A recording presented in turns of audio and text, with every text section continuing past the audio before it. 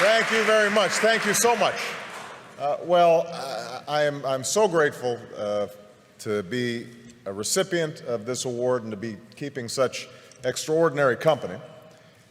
I first of all want to thank all of you who are involved in making this possible, but the main thing that I want to do here is to just say how I'm inspired by the young people who are represented here, because I think that's the purpose ultimately of this foundation. And I want to tell just a brief story because Archbishop Tutu is here, one of my heroes, and let you know where I was when I was about your age. I'm really dating myself now, although I'm also dating the Archbishop, because back in 1979, I was a freshman in college at Occidental College in California. And I had had a somewhat rocky youth and teenage years. My father wasn't at home. I was growing up partly with my grandparents in high school. I'd gotten into trouble occasionally, was what my mother called a good time Charlie, meaning I wasn't really serious in terms of my studies, in terms of my work. Had some awareness of the world around me, had some sense of injustice and unfairness, but it wasn't finely honed, it wasn't well developed. And I remember in 1979 arriving as a freshman and doing what freshmen do, trying to figure out what courses are and trying to change your study habits and trying to identify that food in the cafeteria, what it is. And we were visited on campus by a couple of gentlemen from South Africa who were representatives of the ANC in 1979, 1980. And they spoke about their efforts to overcome apartheid.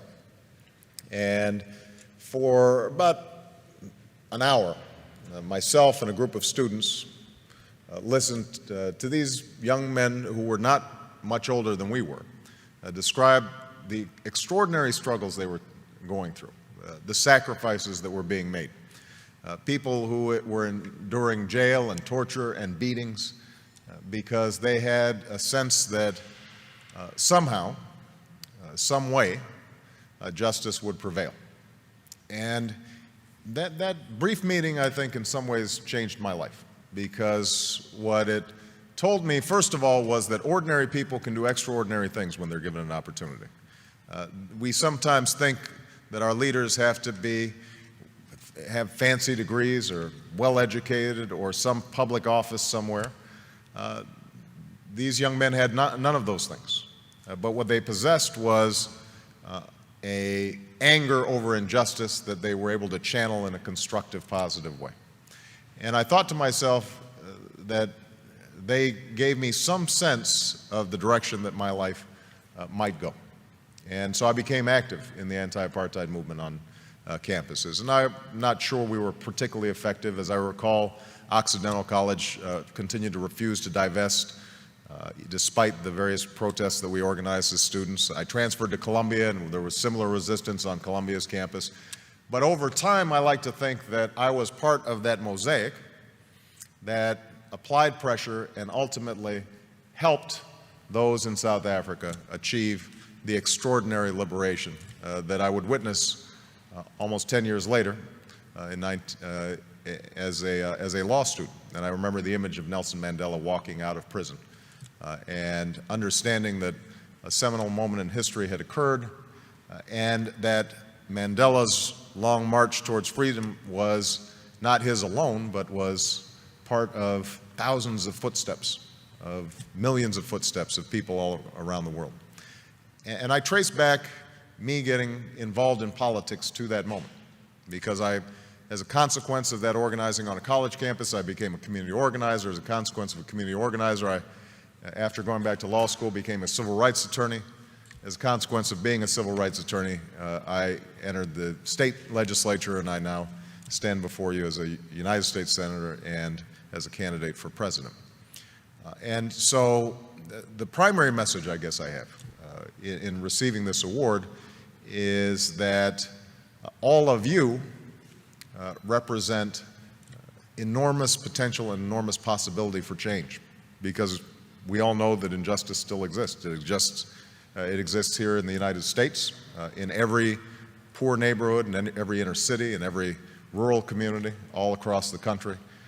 There is quiet desperation. Young people's lives are filled with sadness and desperation and anarchy and chaos. And obviously all around the world, we see those same symptoms of hopelessness made manifest in places like Darfur, in places like the Middle East, in places that too often are forgotten about and not written about until they flare up in tragedy.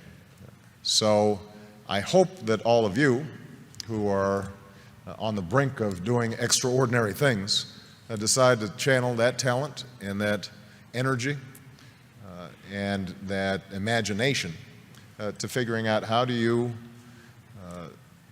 move the process along for a better history. You know, how do you put your shoulder against the wheel and move that boulder up the hill? And I'm absolutely confident that if all of you take up that challenge, the world is waiting for you, ready to be changed. Because I think we live in this moment in history right now where the hunger for change, the hunger for something new, the desire to break out of the ordinary, the self-interested, the petty, the trivial, is everywhere. And they're waiting for you. And so I hope that as you see the recipients of this award, you recognize that it's actually more of a tool to give you a little spark and drive you in the wonderful directions that I hope your lives take in the years to come. So thank you very much. Appreciate it. Thank you.